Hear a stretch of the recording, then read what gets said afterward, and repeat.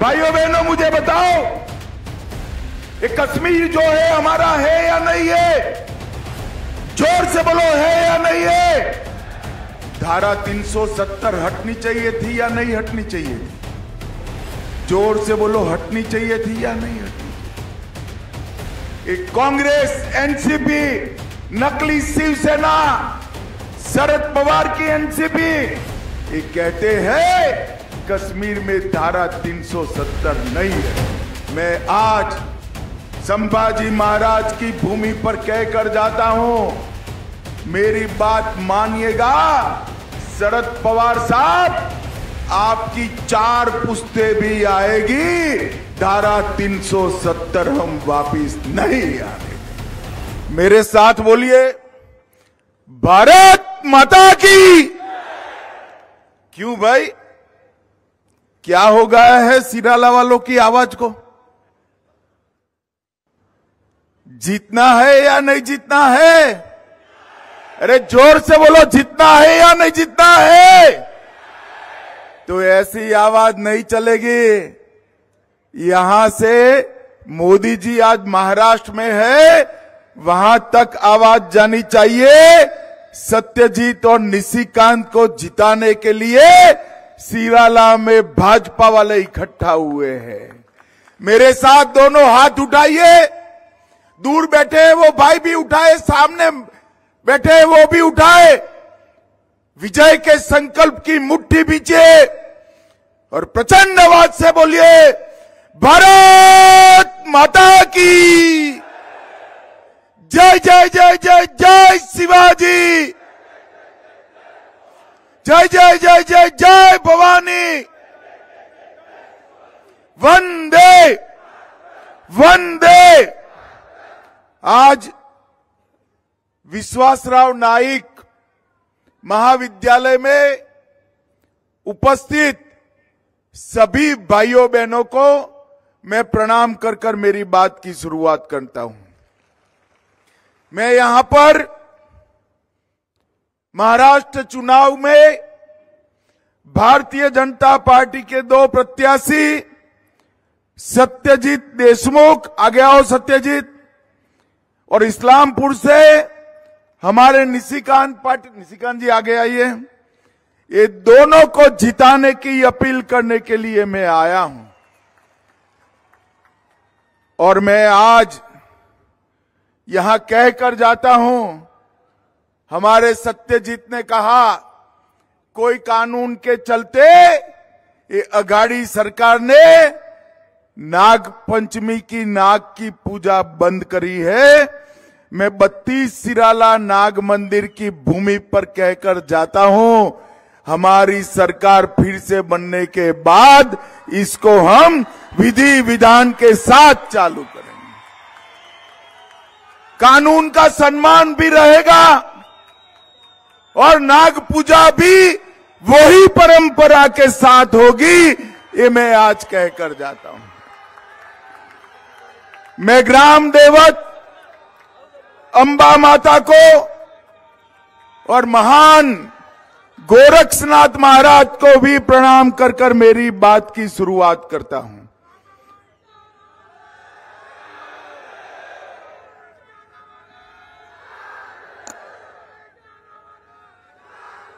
भाइयों बहनों, समर्थ रामदास के चरण जहां पड़े, यह ये भूमि है।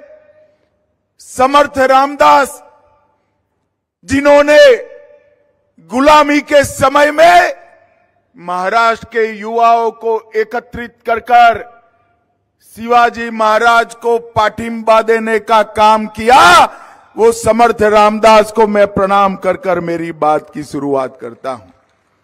महाराष्ट्र की ये वीर भूमि, छत्रपति शिवाजी महाराज, धर्मवीर संभाजी महाराज, ज्योतिबा फुले, क्रांति ज्योति सावित्रीबाई फुले, महान अंबेडकर जी और तिलक महाराज जैसे वीर और ज्ञानी पुरुषों की ये भूमि है। ये भूमि पर वसंत दादा पाटिल, राजाराम बापू पाटिल, जिन्होंने सहकारिता आंदोलन को आगे बढ़ाकर किसानों की खुशहाली के लिए काम किया, ये सभी महान लोगों को मैं प्रणाम करना चाहता हूं। भाइयों बहनों, 20 तारीख को समग्र महाराष्ट्र के अंदर मतदान होना है और आप लोगों को वो मतदान में निर्णायक भूमिका लेनी है। मैं महाराष्ट्र में 1.5 महीने पहले पूरे महाराष्ट्र का दौरा किया हूं।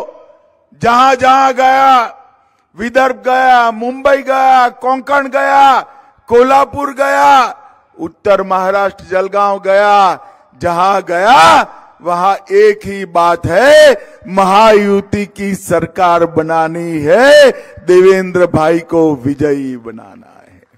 भाइयों बहनों, मोदी जी की सरकार ऊपर बन चुकी है, केंद्र में भाजपा सरकार है, नीचे एनडीए की सरकार बना दीजिए, महायुति की सरकार बना दीजिए। मैं बताकर जाता हूं, ये दोनों सरकारें डबल इंजन की सरकारें महाराष्ट्र को देश का नंबर 1 राज्य बनाने का काम करेंगे, नंबर 1 राज्य बनाने का। मोदी जी ने हम सबके सामने एक लक्ष्य रखा है और वो लक्ष्य है एक ऐसा भारत बनाना जो हर क्षेत्र के अंदर वो भारत दुनिया में सर्वप्रथम हो। और वो केवल और केवल एनडीए बना सकता है भाइयों बहनों, और मोदी जी के नेतृत्व में ही बन सकता है। और मैं आज जब यहां आया हूं तब अघाड़ी वालों को पूछने आया हूं और आप सबको भी पूछने आया हूं, औरंगाबाद का नाम संभाजी नगर होना चाहिए या नहीं होना चाहिए भाई? अरे जोर से बोलो, होना चाहिए या नहीं होना चाहिए? ये अघाड़ी वाले इसका विरोध करते हैं और अपने आप को महान बाला साहब का वारिस कहने वाले उद्धव ठाकरे भी उनका विरोध करते हैं। मैं आज बताकर जाता हूं, पवार साहब सुन लो, जितना जोर लगा दो, संभाजी नगर का नाम वीर संभाजी नगर ही रहने वाला है, कोई नहीं बदल सकता। भाइयों बहनों, मुझे बताओ, ये कश्मीर जो है हमारा है या नहीं है? जोर से बोलो, है या नहीं है? धारा 370 हटनी चाहिए थी या नहीं हटनी चाहिए थी? जोर से बोलो, हटनी चाहिए थी या नहीं हटनी चाहिए? एक कांग्रेस, एनसीपी, नकली शिवसेना, शरद पवार की एनसीपी, ये कहते हैं कश्मीर में धारा 370 नहीं हटनी चाहिए। अभी अभी कश्मीर की असेंबली में मीटिंग हुई, नेशनल कॉन्फ्रेंस के साथ कांग्रेस पार्टी ने भी एक रेजोल्यूशन किया कि धारा 370 वापिस लाइए। ये कश्मीर जो है भारत का अभिन्न अंग नहीं है। मैं आज संभाजी महाराज की भूमि पर कहकर जाता हूं, मेरी बात मानिएगा, शरद पवार साहब, आपकी 4 पुश्ते भी आएगी, धारा 370 हम वापिस नहीं आने देंगे। भाइयों बहनों, इन लोगों ने एक प्रकार से तुष्टीकरण की सम सीमाएं लांघ दी। पूरा देश वक्फ बोर्ड के कुछ प्रावधान जो कांग्रेस पार्टी ने किया उससे परेशान है। मोदी जी संसद के अंदर वक्फ बोर्ड में बदलाव का बिल लाए हैं और वो बिल का ये लोग विरोध कर रहे हैं। अभी अभी कर्नाटक के वक्फ बोर्ड ने कुछ पूरे गांवों को, मंदिरों समेत, किसानों की भूमि समेत गांवों को वक्फ की संपत्ति घोषित कर दिया। मैं पवार साहब को पूछने आया हूं, उद्धव जी को पूछना चाहता हूं, मुझे बताइए वक्फ बोर्ड का आप समर्थन करोगे या विरोध करोगे? वो जवाब नहीं देंगे। मैं आपको बता देता हूं, वो वक्फ बोर्ड का विरोध करेंगे सिराला वालों। और अघाड़ी की सरकार गलती से भी आ गई तो किसानों की भूमि वक्फ बोर्ड के नाम पर करने का भी काम करेगी, वक्फ बोर्ड के नाम पर। मगर आप चिंता मत करो, केंद्र में आप लोगों ने नरेंद्र मोदी सरकार बनाई है, नरेंद्र मोदी सरकार है। मैं आज सिराला वालों को कह कर जाता हूं, जब तक नरेंद्र मोदी सरकार है, इस क्षेत्र के मंदिरों को या इस क्षेत्र के किसानों की भूमि को हम किसी को हाथ नहीं लगाने देंगे। भाइयों बहनों, हाथ नहीं लगाने देंगे। मुझे एक बात बताओ भाई, ये जो राम मंदिर है वो बनना चाहिए था या नहीं बनना चाहिए था? जोर से बोलो, बनना चाहिए या नहीं बनना चाहिए? माताएं बहनें भी बताए, बनना चाहिए या नहीं बनना चाहिए? 500 साल से प्रभु श्री राम टेंट में बैठे थे। कांग्रेस पार्टी 75 साल से राम मंदिर को अटका रही थी, लटका रही थी, भटका रही थी। मोदी जी आए, एक 5 साल में ही भूमि पूजन भी किया, कंस्ट्रक्शन भी किया और प्राण प्रतिष्ठा कर कर जय श्री राम कर दिया।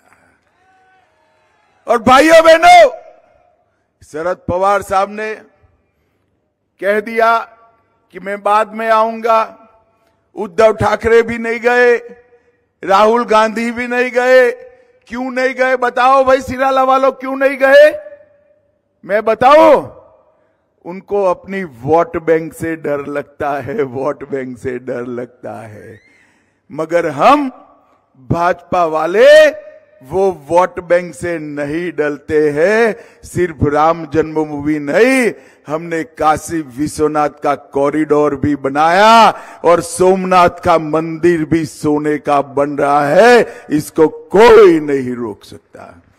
भाइयों बहनों, यहां पर जो तुष्टीकरण की राजनीति चली है, वो तुष्टीकरण की राजनीति को अटकाने का एकमात्र रास्ता महायुति की सरकार है, भारतीय जनता पार्टी की सरकार है।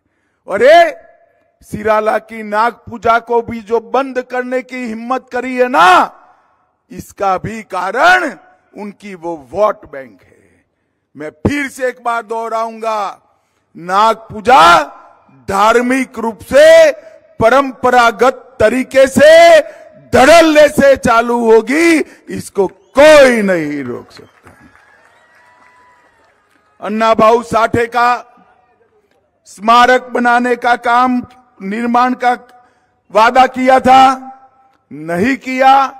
महायुति सरकार ने बनाया और जहां पर सिराला किले में संभाजी महाराज को छुड़ाने का अंतिम संघर्ष हुआ था, वहां पर अभी तो हमने 13 करोड़ रुपए से स्मारक बनाने का प्रावधान किया है। मगर तुम जीत कर आ जाओ भाई, इसको पूरे देश का स्मारक बनाने का काम भारतीय जनता पार्टी करेगी।